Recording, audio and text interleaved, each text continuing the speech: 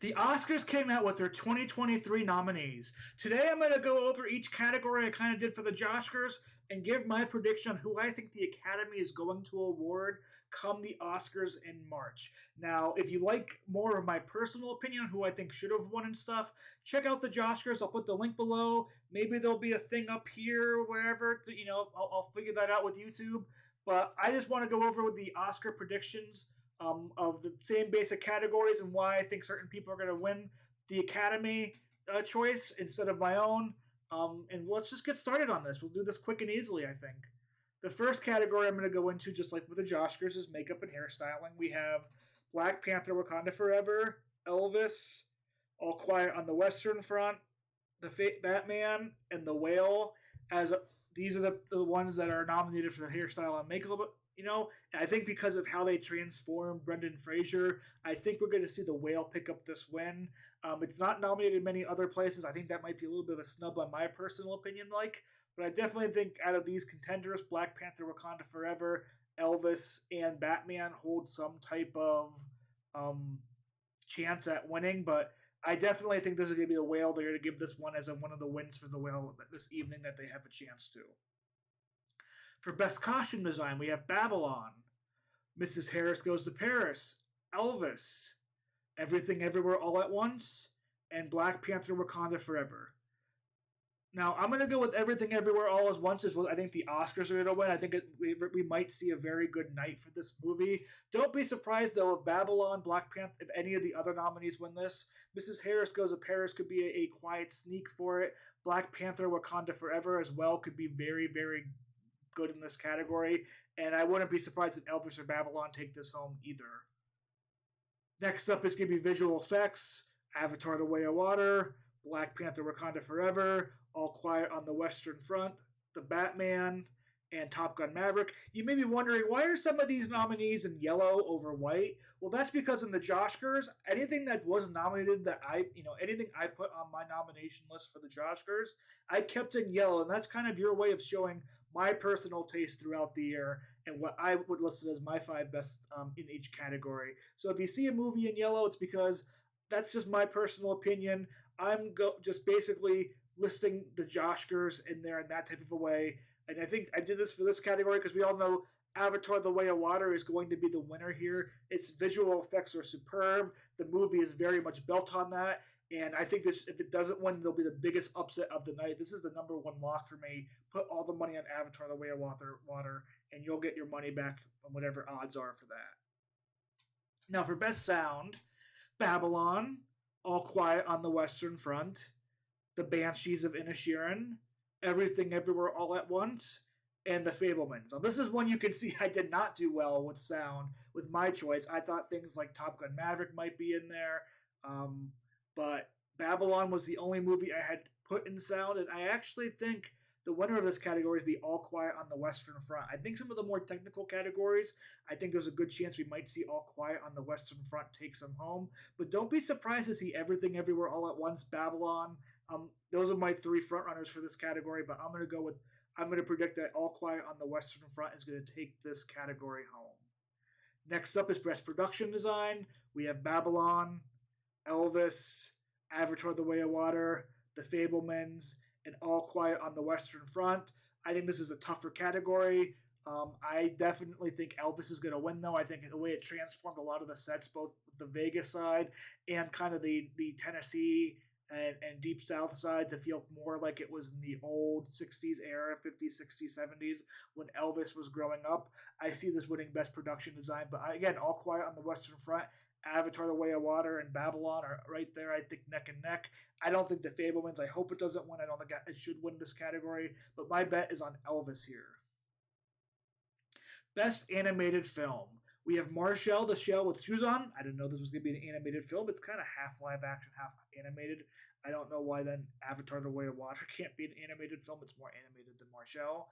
Guillermo del Toro's Pinocchio, The Sea Beast by Netflix, and Puss in Boots: The Last Wish. I think we have one last one, Turning Red. So I was able to get 3 out of the 5 here. I think this one's a pretty clear knockout. I think everybody knows it's going to be Guillermo del Toro's Pinocchio. But don't be surprised if we somehow see Turning Red or Marshall the Shell with Shoes On do well. Puss in Boots also might get in there. They love making this kind of like a kid category, but I think Guillermo del Toro's Pinocchio has enough well wishes that I think it's going to easily take home this category. Next up is a category I did not do because I haven't seen very many international films this past year. I know Decision to Leave was a big snub from a lot of people. I can't wait to try and find that one online somewhere to see. But we have All Quiet on the Western Front, Argentina 1985, EO, The Quiet Girl, and Close. I think this one's pretty obvious. All Quiet on the Western Front is the only one that's nominated for Best Picture. It has a bunch of nominations all across the board. I think this is another almost 100% guarantee. This is going to be a winner for the Best International Film. So Best Supporting Actress. We have Carrie Condon in The Banshees of Inisherin. Stephanie who I don't know how to pronounce her last name. I apologize, Stephanie, for Everything Everywhere All at Once. Angela Bassett, Black Panther, Wakanda Forever. Jamie Lee Curtis in Everything Everywhere All at Once. And Hung Chow for The Whale. As we can see, I got 3 of these 5s. I wasn't the biggest fan of The Banshees of Inisherin. You'll see that a lot in white in a lot of different categories here. I recognize I think it's going to do very well at the Oscars, that night. But I think we all know this one is probably won by Angela Bassett for Black Panther, Wakanda Forever.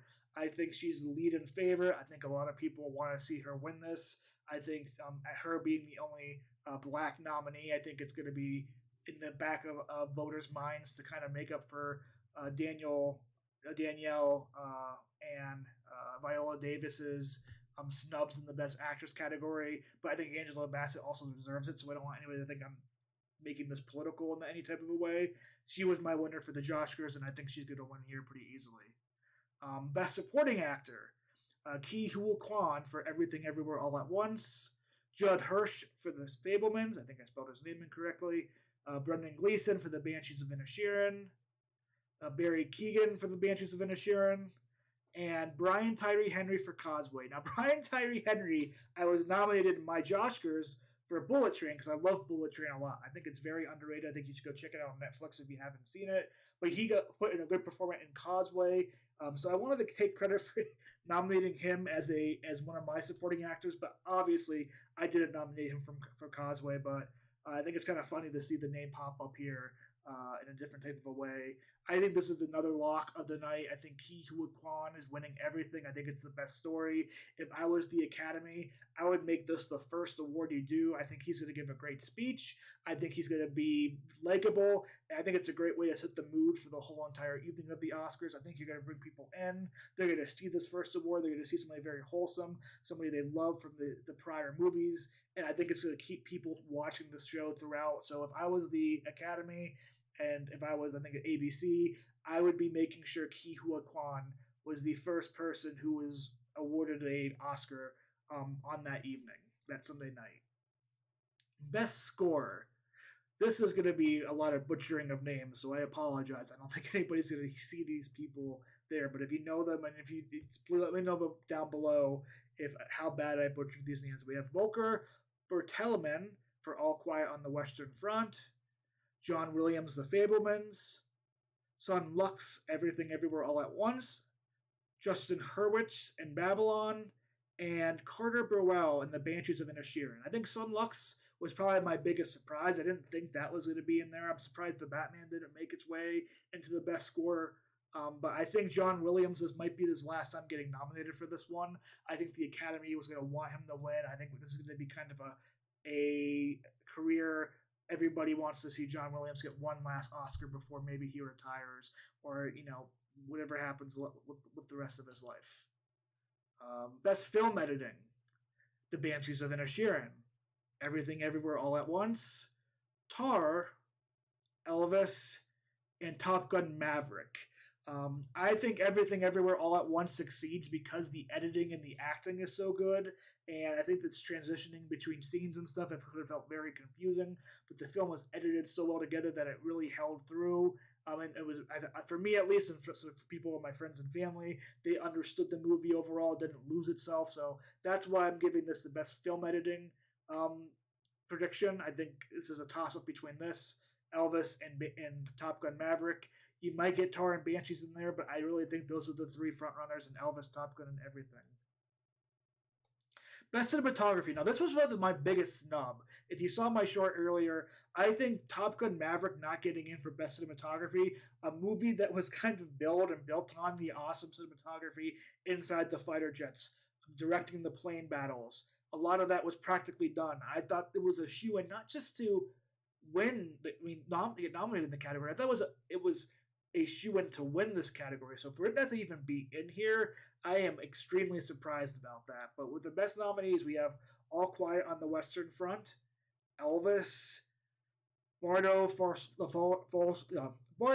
Chronicle of a Handful of Truths, Tar, and Empire of Light.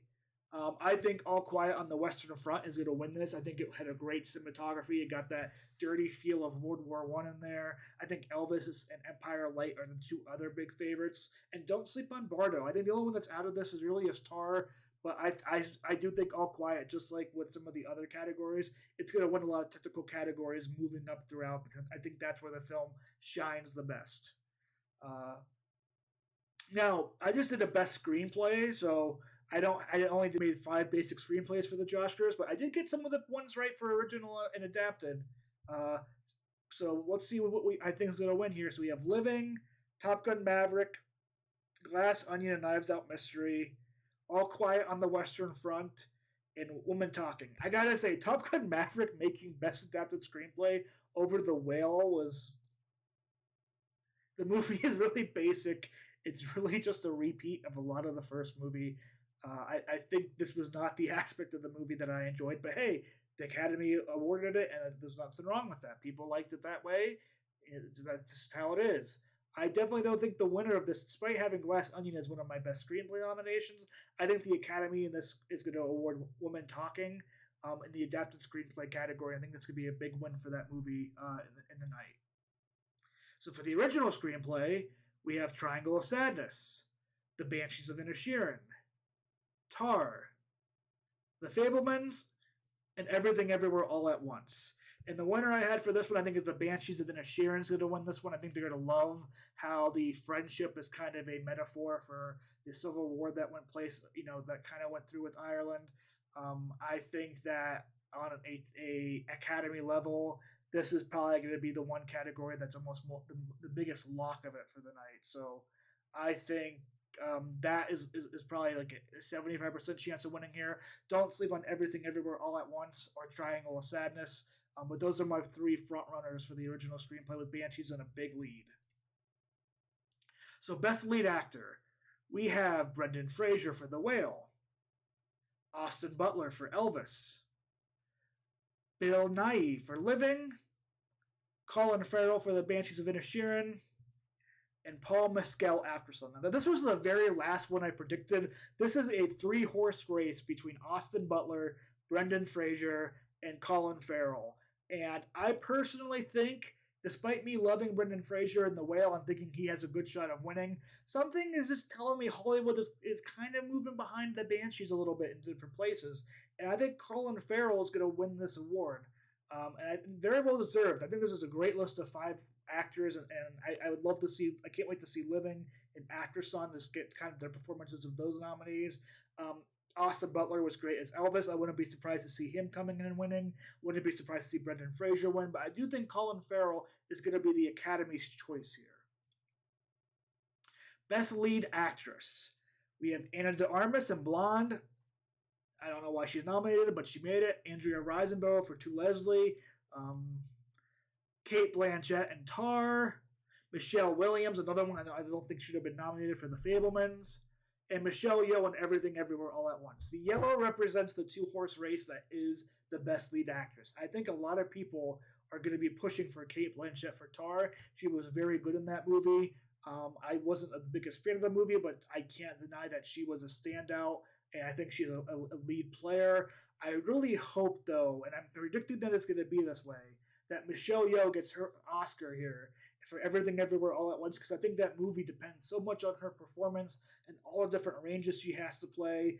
I think she's going to win the lead actress, but don't count me wrong. I think Cate Blanchett very likely might also win the Oscar that night. This is a huge toss-up, I think, as the SAGs go through, as a couple other award shows go through, like the BAFTAs. We'll get a better sense of how these two rank face-to-face, but Oscar night, this is the prize fight for me. I think of all the categories that have like mano-a-mano, who's going to win, I think Best Lead Actress is the one that is going to be, is it going to be Cate Blanchett or is it going to be Michelle Yeoh? I can't wait to find out. Tell me who you like below, and we'll see where we go from there.